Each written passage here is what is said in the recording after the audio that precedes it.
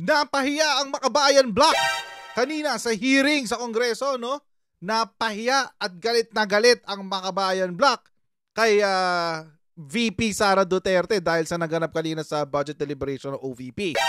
Pero bago natin pag-usapan yan mga kutsero, as usual tayo muna ay magbibigay pugay sa mga kaibigan natin sa Sendwave. Kung kayo po ay nasa US, UK, Canada, Italy, France, Spain, Ireland, and Belgium, ay pwede na po ay magpadala ng inyong mga remittances sa Pilipinas sa pamamagitan po ni Sendwave. Ang gagawin nyo lang ay i-download ng Sendwave app at gawa po kayo ng account at ilagay nyo po yung account details. At pwede na po kayo magpadala sa GCash, sa mga pawn shops at sa iba't ibang mga bangko sa Pilipinas. At kapag ginamit nyo pa po ang promo code na Coach Jared sa inyong unang padala ay makakakuha pa kayo ng karagdagang $20 na free credit. So yan mga kutsero, nakalibre na kayo ng remittance fee, meron pa kayong $20 free credit sa inyong unang padala. Kaya mga kutsero, gamitin na po si Sendwave for all of your remittance needs. Okay, game. Eto na nga. So mga kutsero, kanina nag-hearing, nag-budget deliberation sa Office of the Vice President. Nag-budget deliberation sa House regarding sa budget ng OVP. At alam naman po natin mga kutsero na matagal nang may hidwaan sa gitna ni VP Sara Duterte at ng representante ng Makabayan Block. Diba? Matagal na yan. Tapos gusto nilang i-bring up kanina yung issue tungkol doon sa 125 million na kiniklaim nila na misappropriated funds. Ayan. So mga kutsero, kating-kati sila kanina. Gusto nilang ipitin si VP Sara dyan sa issue na yan. Kaso hindi sila nagwagi, mga kutsero. Dahil maagang tinerminate ang hearing tungkol dyan sa budget hearing na yan. So ito po yung balita mga kutsero. Ayan. OVP budget escapes. Escapes talaga. Scrutiny after House panel swiftly ends deliberations. Okay, yan po yung balita ni Philstar. Pero, basahin muna natin itong balita. Lawmakers did not get the chance to ask Vice President Sara Duterte about the budget of the Office of the Vice President after the House of Appropriations panel ended the budget briefing early in just 15 minutes. 15 minutes lang daw. Kaya galit na galit ang Makabayan Block kasi hindi sila nakasingit. Ayan. Ang sabi, citing parliamentary courtesy and tradition, Senior Deputy Majority Leader Sandro Marcos made a motion to terminate the deliberations for the OVP's proposed 2024 budget. At least 21 House Appropriations Panel members voted in favor of the motion. Sandro is the president's son and the nephew of House Speaker Martin Romualdez. Oh, ito po yung balita ng Philstar. Panoorin ho natin. Sa loob lang ng bilis naman nag-play. Panoorin ho natin itong actual video kasi mas masaya panoorin to, guys. Promise. Mas masaya to panoorin. Mas magandang panoorin yung mukha ni Franz Castro na napapahiya. Sa loob lang ng 15 minuto, tinapos agad ng Kamara ang budget hearing kanina ng Office of the Vice President. Hindi nakaporma ang Makabayan Block na nakatakdasa ng gisahin si Vice President Sara Duterte sa anilay questionableng paggasta sa 125 million pesos na confidential fund. Nasa frontline ng balitang yan, si Marian Enriquez. Full force na dumating kanina sa budget hearing ng Kamarang mga opisyal ng Office of the Vice President sa pangunguna ni VP Sara Duterte para yan sa hinihingi nilang 2.38 billion pesos na budget para sa 2024. Pero pagkatapos lang ng 15 minutong slide presentation, nagmosyon agad si House Senior Deputy Majority Leader Sandro Marcos para tapusin na ang deliberasyon. In line with the long-standing tradition of giving the Office of the Vice President parliamentary courtesy, I move to terminate the budget of the Office of the Vice President. I object, We have Madam a motion, Chair. duly We seconded. object. Ayan yung naganap. We have a motion, duly seconded, for the termination of the budget of the presentation of the We Office of the Vice object, President. Madam Chair. 21 miyembro ng panel ang bumotong pabor na tapusin na ang budget. Wait. Mas maganda panoorin natin yung walang commentary. Mas maganda pa natin walang commentary. Eto, kay Krappler, meron siya nung walang commentary. The Panoorin natin. presentation from the Office of the Vice President. Madam Chair. The Chair recognizes Senior Deputy Majority Leader Sandro Yes, Marcos. in line with the long-standing tradition of giving the Office of the Vice President parliamentary courtesy, I move to terminate the budget of the Office of the Vice President. Object, We have a Madam motion Chair. duly seconded.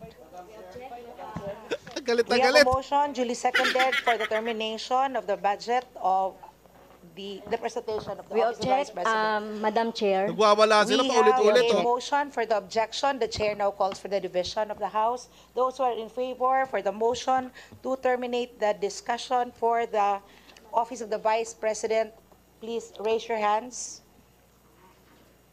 Secretariat is requested to please count the votes. Dami ah.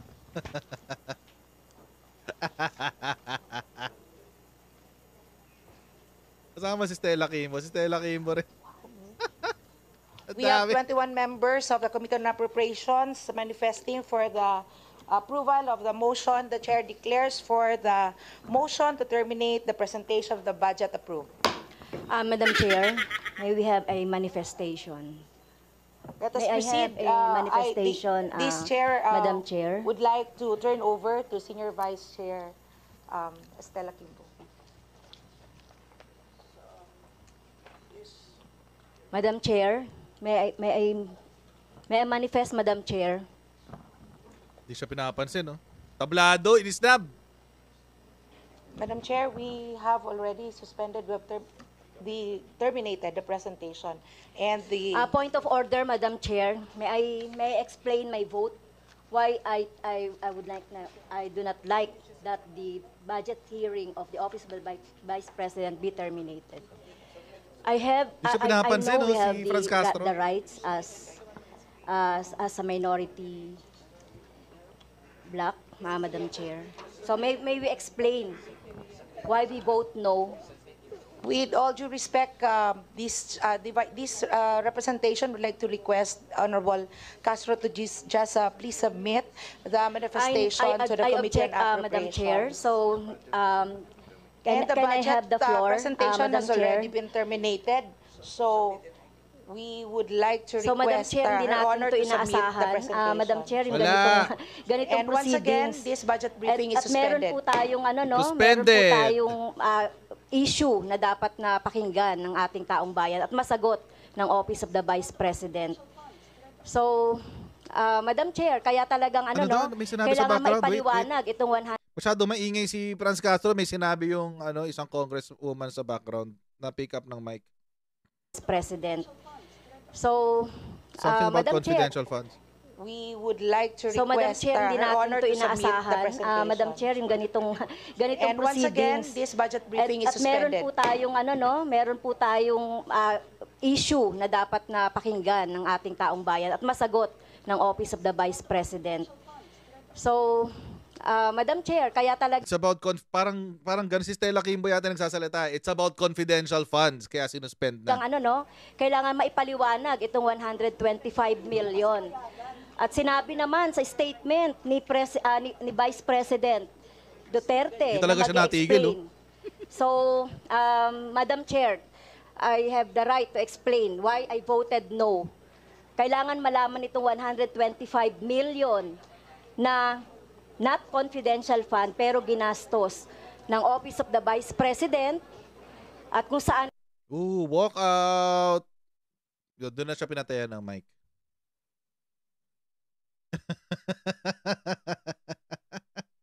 Nagtinginan sila dito sa baba. Nagtinginan sila. Mga congressman din yata to. Walk out. Oh, shucks. Nagsasalita pa rin si Franz Castro pero hindi natin alam kung ano sinasabi niya. Nagsasalita pa rin siya doon, oh.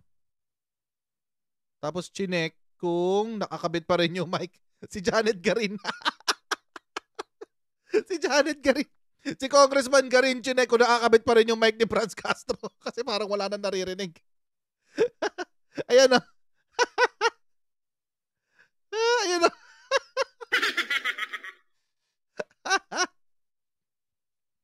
Wala na marinig. Patay na lahat ng mics.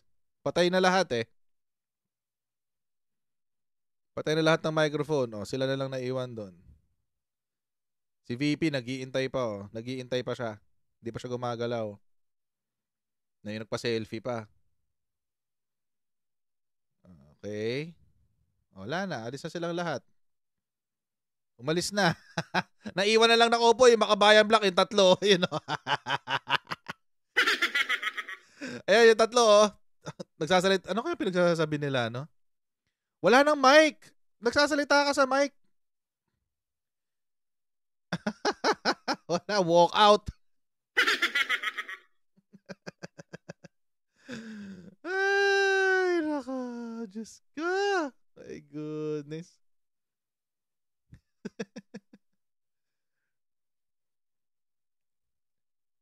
Sarap panoorin nung pagkakaano nito eh.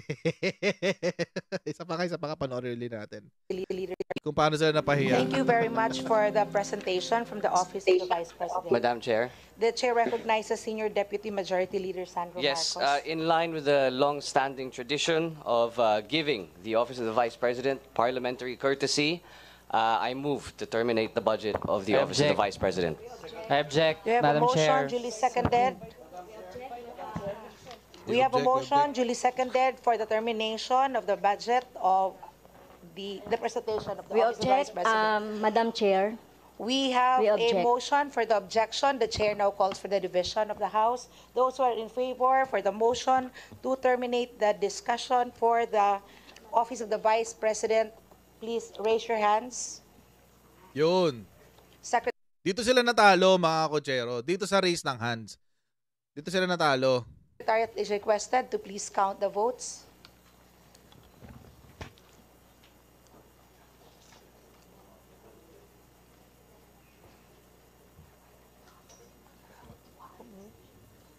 We have 21 members of the Committee on Appropriations manifesting for the approval of the motion. The Chair declares for the motion to terminate the presentation of the budget approved.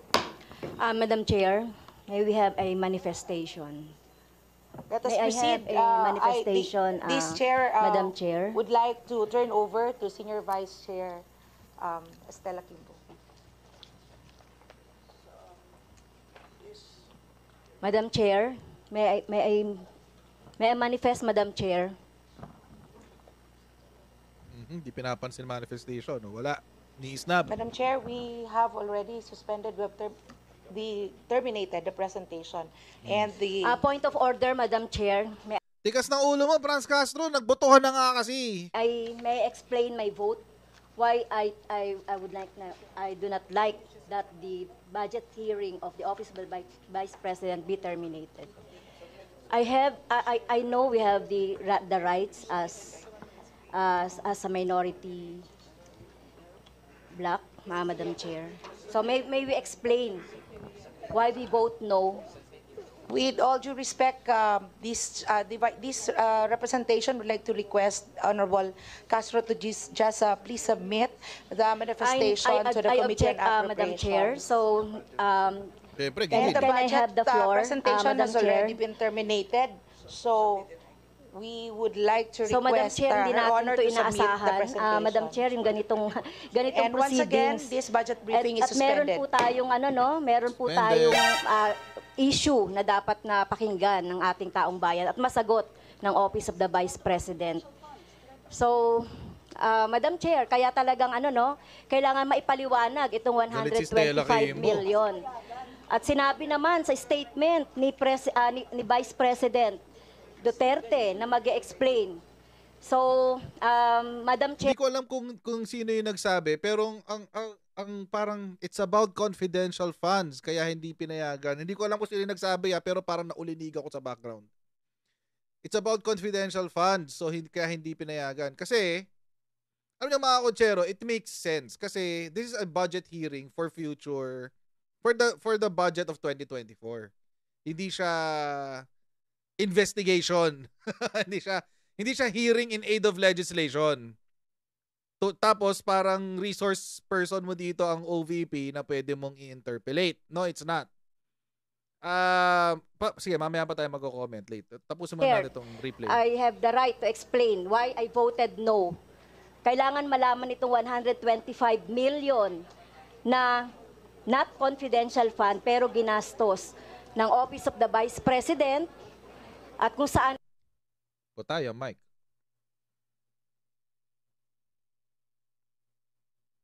Nagsasalita pa si Franz Castro. Sila na nagkakariningan dyan. O, si Raul Manuel nagsasalita rin sa mic pero wala nang marinig. Okay. Tapos winokoutan na sila ng ibang congressmen, no? Wala na nakikinig sa kanila.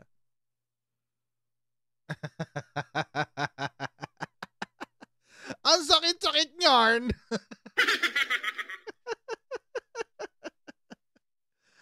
Ay, naka. Ay, si VP Sara nag-iintay pa ng queue niya kung tatayo na rin ba siya o hindi. Pero, nag-aalisan na yung mga congressmen, no? Walk out, oh. Ang naiwan lang, Makabayan Block. Tsaka, ito, yung, ayan, hindi ko siya kilala kung sino siya. Pero ito yung Makabayan Block, yung tatlong yan, no? Yan, magkakatabi. Wala na, alis na rin si VP. Wala na rin. Okay, solve. Ngayon mga kotsero,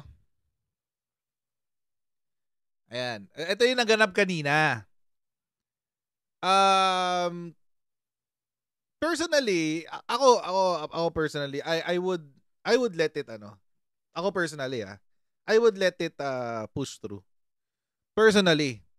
Pero nagigets ko rin yung logic na hindi kasi to hindi to hearing in aid of legislation eh. This is a hearing for the budget deliberation. Kung gusto niyo tutukan yung confidential funds, then magkaroon kayo ng resolution or mag-file kayo ng resolution that you want to investigate the 125 million confidential funds of VP Sara. Kasi mga kotsero, kung dito gagawin yun, kakainin nun ng oras ng Committee on Appropriations. Marami pa silang hihiring. Marami pa silang pag-uusapan. So, gets ko kung bakit hindi muna nila kinover dito yan. Pero syempre, hindi magpapatalo yung Makabayan Block. Nagpa-press con sila pagkatapos ng hearing at yung sinabi ni Franz Castro. Sa mataas na antas, no, yung ginawa sa Committee on Appropriation, yung pagbubusal sa Makabayan Block.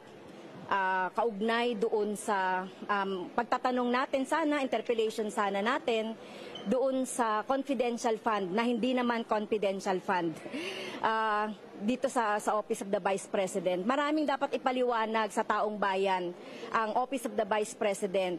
In fact, sa kanyang statement, magpapaliwanag siya during the budget hearing at nandito siya. So nagtataka kami at bakit naging ganito yung naging decision.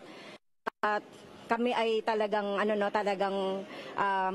galit na galit dito sa pangyayaring ito dahil handang-handa kami nandito yung aming itatanong para maliwanagan ng ating taong bayan.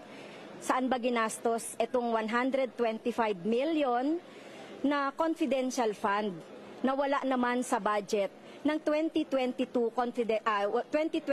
GAA. Kaya kami ay talagang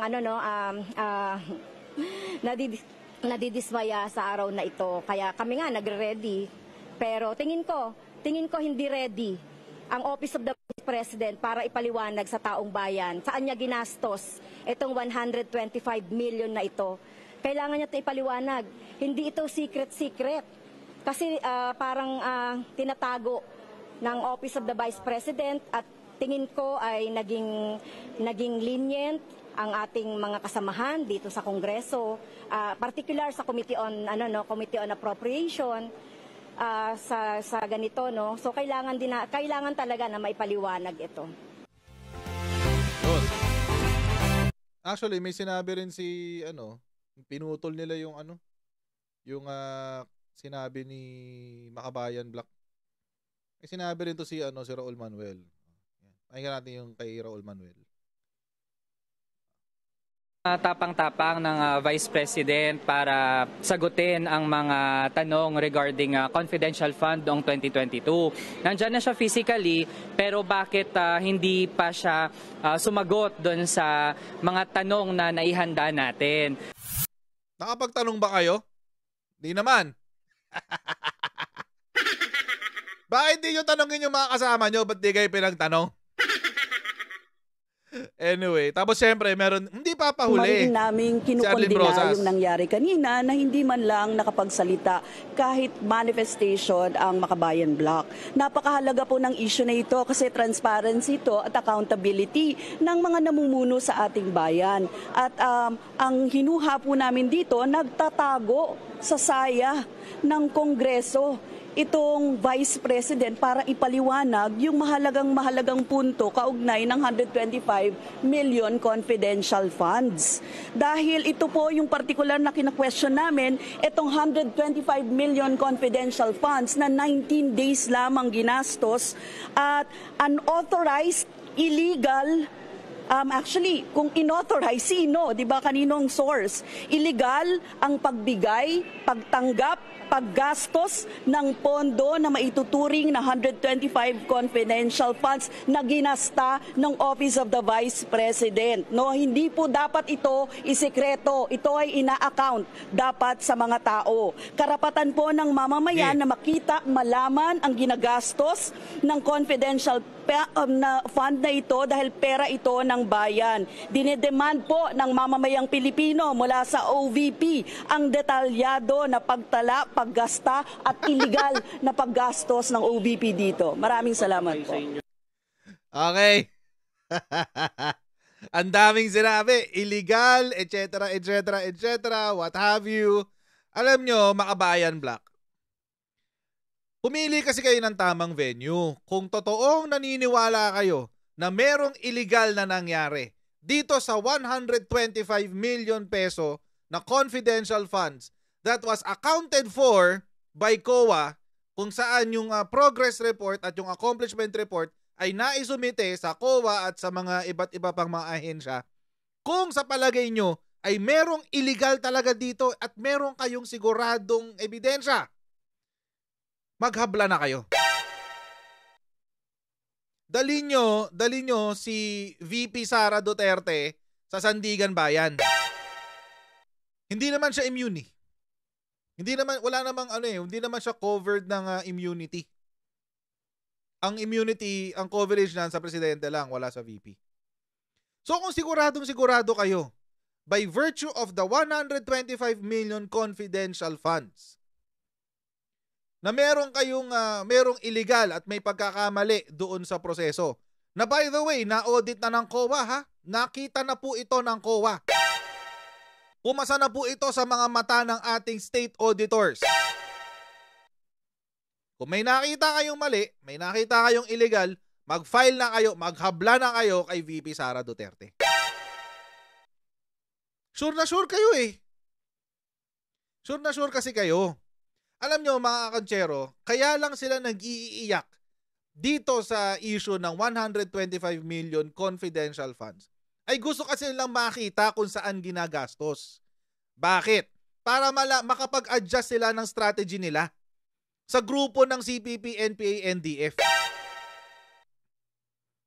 Siyempre mga kantsero, kapag nalaman kung kanino binayad o kung kanino ginagastos itong confidential funds na to, which by the way, can be realigned within the department. It's legal. Kaya nga hindi inano ng COA eh. Merong ang OVP nung panahon ni VP ni Lugaw, merong budget for uniform personnel. Oh. Hindi natin alam. I'm not sure ito lang to, base lang to sa mga dokumento nakita natin. Pwede naman dun i-realign yung savings basta magpapaalam lang sa DBM at sa Office of the President. Pero mga kutsero, wala ako personally, ako siguro, on a personal note, okay lang sana sa akin kung pinagpatuloy yung interpellation. Kaso nga lang mga kutsero, alam kasi natin kung saan to dadalhin ng Makabayan Block. Dadalhin nila yung kwentuhan sa mga kalokohan nila. Sa mga conspiracy theory nila.